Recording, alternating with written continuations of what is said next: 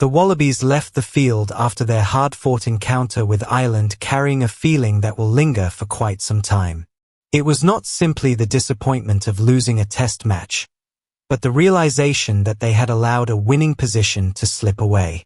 For much of the first half, Australia looked sharp, confident, and full of belief.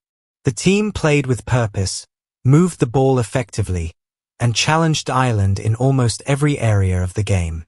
With a commanding 24-12 advantage before half-time, the home supporters believed they were watching the beginning of a new chapter under Joe Schmidt.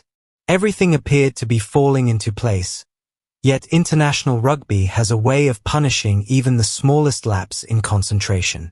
Ireland never looked rattled by the scoreboard. Instead, they relied on the qualities that have made them one of the strongest teams in world rugby over recent years. They remained patient, trusted their systems, and gradually rebuilt their momentum. As the match progressed, Ireland became more accurate with every attacking opportunity while Australia struggled to maintain the same level of precision. What had once looked like a comfortable lead slowly disappeared as the visitors took control of the game's tempo. Their calm approach under pressure highlighted the difference that experience can make in tightly contested international matches. When the final whistle sounded, much of the discussion centered on Australia's missed opportunities. The Wallabies had several chances to extend their advantage and put the contest beyond Ireland's reach, but they were unable to capitalize. At this level of rugby, failing to finish scoring opportunities often comes at a heavy price. Ireland punished nearly every mistake, while Australia was left wondering how a match that once seemed comfortably within reach had slipped away. For Joe Schmidt, the review of this test will almost certainly focus on those critical moments that changed the outcome. The experienced coach knows that success in international rugby is built on consistency, discipline, and smart decision-making rather than moments of individual brilliance alone. His squad showed encouraging signs throughout the contest, but maintaining that standard for the full 80 minutes remains one of the biggest challenges facing the Wallabies. Beyond the result itself, another conversation continues to gather momentum across Australian rugby. Supporters are increasingly questioning whether Rugby Australia has done enough to retain and reconnect with talented players who have built successful careers overseas. Watching Australian-born players represent other nations has become a frustrating experience for many fans, especially when those players possess qualities that could strengthen the Wallabies. One of the clearest examples is Tom Staniforth. Over the past few seasons, he has transformed himself into a highly respected international lock through hard work and continuous improvement. His increased physicality, relentless work rate, and commanding presence around the field have elevated his game to a completely different level. Instead of wearing the famous gold jersey of Australia, however, he has forged his international career elsewhere.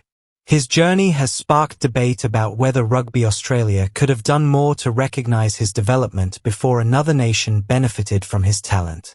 The conversation does not stop there. Emmanuel Meafou has developed into one of the most physically dominant second-row forwards in world rugby. His incredible size, strength, and ability to dominate collisions have made him one of the most valuable locks in the international game. Every time he delivers another powerful performance, Australian supporters cannot help but imagine how valuable he might have been in a Wallabies jersey. His rise demonstrates how important it is to identify and invest in exceptional talent before it reaches world-class status. Another player frequently mentioned is Harry Hockings. Long regarded as one of Australia's brightest young forwards, he made the difficult decision to continue his career overseas during a challenging period for Australian rugby. Since then, his game has continued to evolve through consistent exposure to high-level professional rugby. His development reinforces the reality that talented players continue to improve regardless of where they play, and many fans believe Australia should always keep communication open with players who remain eligible for national selection. Professional rugby has changed dramatically over the past decade. Players now have opportunities all over the world, with financial security and elite competitions influencing career choices. It is unrealistic to expect every Australian player to remain at home throughout their career. However, many supporters believe that moving overseas should not automatically remove a player from serious Wallabies consideration if they continue performing at the highest level. Squad depth has become another major issue facing Australian rugby. Although the Wallabies possess an exciting group of emerging players, competing with the world's leading nations requires far more than a talented starting 15. Injuries, player rotation, and the demanding international calendar mean successful teams need experienced replacements capable of delivering immediately whenever called upon. Against Ireland, Australia's starting forwards produced several encouraging performances. They competed aggressively in the physical exchanges, worked tirelessly around the breakdown, and consistently carried the ball into contact with determination. Those performances reflected the progress being made under Joe Schmidt.